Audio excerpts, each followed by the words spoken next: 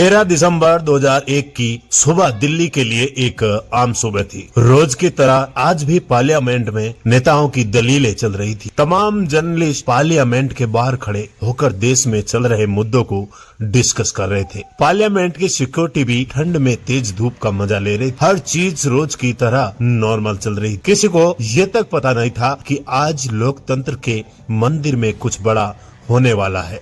इतना बड़ा कि पूरे देश में हड़कंप मचने वाला था। आने वाले पल से अनजान पार्लियामेंट के अंदर दोनों भवन में ताबूत घोटालों को लेकर सरकार और विपक्षी पार्टियों के बीच तीखी बहस चल रही थी। तर्कों के साथ शुरू हुई सांसद की कार्रवाई अब जोरदार हंगामे में बदल चुकी थी। स्थिति को काबू होता देख स्पीकर 40 मिनट के लिए सदन को पोस्टपोन कर देते हैं, जिसके बाद प्राइम मिनिस्टर अटल बिहारी वाजपेयी और लोकसभा में अपोजिशन की लीडर सोनिया गांधी का काफिला अपने सरकारी आवास की ओर निकल पड़ता है। कई बड़े मंत्री और लीडर घर चले जाते हैं, पर अभी भी पार्लियामेंट के अंदर कई बड़े मिनिस्टर मौजूद थे, जिनमें होम मिनिस्टर कृष्ण आडवाणी और सुषमा स्वराज समेत 200 से अधिक मेंबर्स शामिल थे।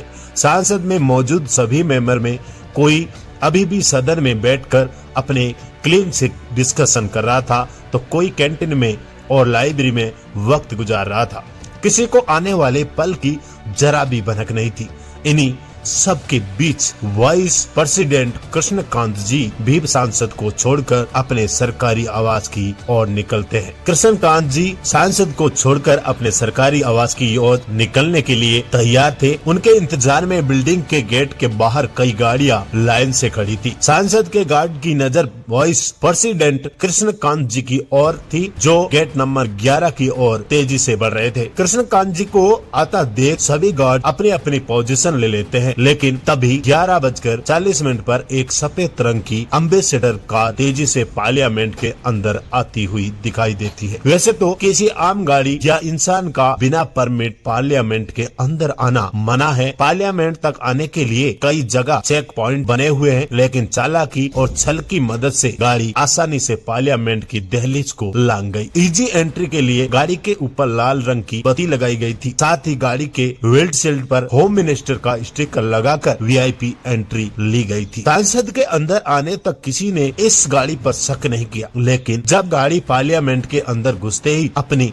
स्पीड को और तेज कर गेट नंबर 1 की ओर तेजी से बढ़ने लगती है, तो सीआरपीएफ कांस्टेबल कमलेश कुमारी ने गाड़ी को तेजी से बढ़ता देख कुछ अनयूजुअल नोटिस किया। कमलेश कुमारी ने हाल ही में पार्लियामेंट की सिक्योरिटी के लिए काम करने वाली ब्रावो कंपनी को ज्वाइन किया था। जिस वक्त गाड़ी पार्लियामेंट में एंट्री लेती है, तब कमलेश कुमारी सिक्योरिटी राउंड के लिए निकली थी। गाड़ी की रफ्तार और डायरेक्शन को देखकर उन्हें थोड़ा शक हो जाता है। अपने शक को कंफर्म करने के लिए कमलेश कुमारी ने foreign watch and watch staff JP Yadav को गाड़ी रोकने के लिए और चेक करने के लिए कहा, लेकिन गाड़ी इतनी रफ्तार में थी कि उसे रोक पाना मुश्किल था, जिस कारण कमलेश कुमारी गाड़ी को रोकने के लिए उसकी तरफ भागी और अपने आर्म्स को खोलकर उसे रोकने की कोशिश करने लगी। गाड़ी में बैठे आतंकियों को ये देखकर कुछ समझ नहीं आया और कंफ्यूजन में गाड़ी वाइस प्रेसिडेंट के कैनवॉय से टकरा गई। इसी वक्त इस वाइस प्रेसिडेंट कृष्णकांत जी बाहर आते आते किसी काम की वजह से वापस पार्लियामेंट के अंदर चले गए।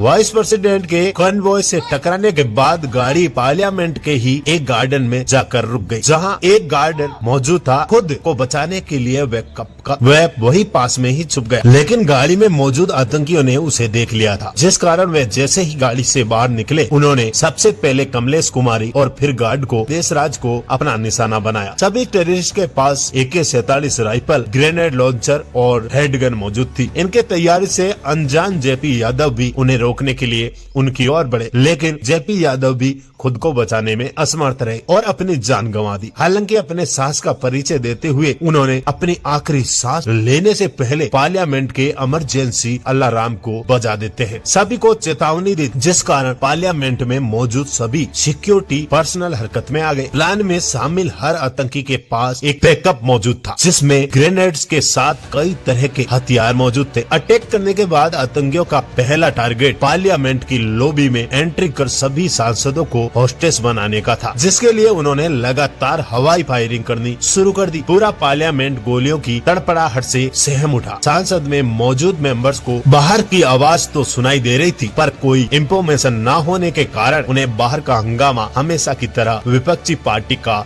टैक्स लगा। लेकिन वह वक्त दूर नहीं था जब सभी मेंबर्स के बाहर की सिचुएशन को जानने के बाद होश उड़ने वाले थे। ये वही वक्त था जब संसद में मौजूद parliamentary affair ministry Pramod Mahajan के फोन की घंटी बजती है। फोन को उठाते ही प्रमोद महाजन के होश उड़ जाते हैं। 2 मिनट के लिए तो उन्हें विश्वास ही नहीं होता कि पार्लियामेंट पर अटैक हुआ है, वो भी टेररिस्ट अटैक। इंफॉर्मेशन मिलते ही प्रमोद महाजन सभी मेंबरों को अटैक की खबर देते हैं, जिसके बाद संसद में हंगामा मच जाता है। हर कोई डर से सहमा हुआ होता है। पार्लियामेंट की सिक्योरिटी में लगी पार्लियामेंट सिक्योरिटी सर्विसेज अपना पहला कदम उठाते हुए बिल्डिंग की सभी खिड़कियों और दरवाजों को बंद कर देते हैं। कमलेश कुमारी और जेपी यादव को मारकर सभी टेररिस्ट 2 और 3 के ग्रुप में बढ़कर तेजी के साथ गेट नंबर 5 की ओर बढ़ते हैं, जहां से प्राइम मिनिस्टर का आना जाना होता था। इस गेट के एक्सेस के साथ आतंकी सीधे पार्लियामेंट के अंदर आ सकते थे, लेकिन यहां मौजूद सिक्योरिटी को जेपी यादव के कारण पहले ही इंफॉर्मेशन मिल चुकी थी। उन्होंने यहाँ के दरवाजे को बंद कर दिया था, जिस कारण आतंकी बौखला गए और लगातार फायरिंग करते हुए दूसरे गेट की ओर बढ़ने लगे। लेकिन यहाँ तक इन आतंकियों पर पहले से ही घात लगाए बैठे सीआरपीएफ कांस्टेबल संतोष कुमार ने एक एक करके सभी को छलनी कर दिया। कांस्टेबल कुमार ने पहले 2 आतंकियों पर निशाना साधा और फिर तीसरे को टारगेट किया, लेकिन अपने बचाव में तीसरे आतंकी ने लगातार कांस्टेबल कुमार पर अपनी AK-47 से वार करने की कोशिश की, पर एग्जैक्ट लोकेशन पता न होने के कारण इसका कोई फायदा नहीं हुआ, जिसके बाद कांस्टेबल कुमार की तीसरी गोली से आखिरी आतंकी भी मारा जाता है। इस वक्त तक 3 आतंकी खत्म किए जा चुके थे, पर अभी भी 2 टेररिस्ट जिंदा थे और दोनों लगातार फायरिंग करते हुए अलग अलग गेट्स की ओर बढ़ रहे थे।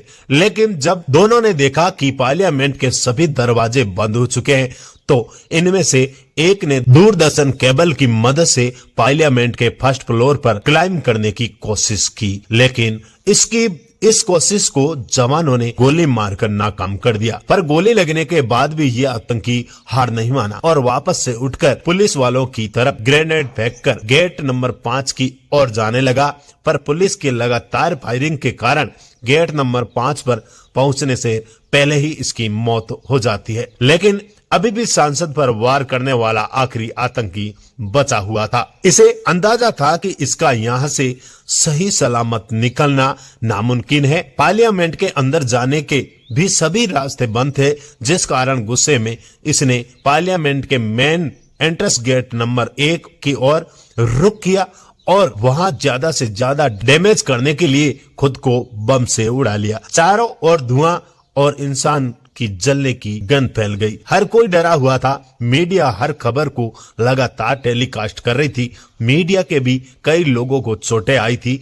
5वें आतंकी के मरने के बाद भी पुलिस और पार्लियामेंट सिक्योरिटी सर्विस की यूनिट अपनी अपनी पोजीशन से हिली तक नहीं। किसी को यह पता नहीं था कि असल में कितने आतंकवादियों ने हमला किया था, लेकिन जब लंबे वक्त तक सामने से कोई फायरिंग नहीं हुई तो पुलिस बाहर आई, जिसके बाद एम्बुलेंस की एक एक करके कई गाड़ियों ने पूरे पार्लियामेंट के आगे भीड़ लगा दी। पार्लियामेंट के एक एक कोने की चेकिंग की गई। मीडिया ने भी सांसद के बाहर लाइव रिपोर्ट शुरू कर दी। हर तरफ खबरों में बस पार्लियामेंट हमले की बात चल रही थी। हमले के पूरे 3 घंटे बाद सभी पार्लियामेंट मेंबर्स को सांसद में से बाहर लाया गया। करीब 45 मिनट तक चले इस आतंकी हमले में संसद के सुरक्षा कर्मी और दिल्ली पुलिस ने अपने पूरे साहस के साथ आतंकियों के हमले का मुंह तोड़ जवाब दिया और 5 आतंकियों को मार गिराया। हालांकि आतंकियों का सामना करने में दिल्ली पुलिस के 6 ऑफिसर्स और पार्लियामेंट सिक्योरिटी सर्विस के 2 सुरक्षा कर्मी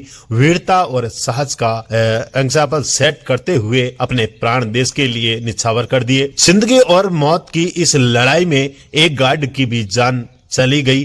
साथ ही करीब 18 लोग घायल हो गए। पार्लियामेंट पर हुए इस हमले के बारे में किसी को कोई भनक नहीं थी। कोई ये भी नहीं जानता था कि हमला करने वाले 5 लोग कौन हैं, लेकिन उनके पास से बरामद हुए सामान से ये साफ हो गया कि ये किसी और का नहीं बल्कि पाकिस्तान का ही काम है। सभी टेररिस्ट के पास मौजूद बैग्स में अच्छी मात्रा में ड्राई फ्रूट्स मिले, जो उन्होंने सांसद को होस्टेस बनाने के बाद के लिए रखे थे। इनका मकसद पार्लियामेंट के अंदर बैठकर होस्टेस के जरिए भारत सरकार से अपनी डिमांड को मनवाने का था। इन्वेस्टिगेशन में इनके द्वारा लाई गई एम्बेसडर कार में करीब 30 किलो एक्सप्लोसिव मिला, जिससे ये साफ हो गया था कि एक गाड़ी को पार्लियामेंट के अंदर लेकर जाने वाले थे और वहां इन एक्सप्लोजिव का इस्तेमाल करते। आतंकवादियों ने इस अटैक को भले ही 13 दिसंबर 2000 को अंजाम दिया था, लेकिन इस अटैक की प्लानिंग काफी समय पहले से चल रही थी। दरअसल 24 दिसंबर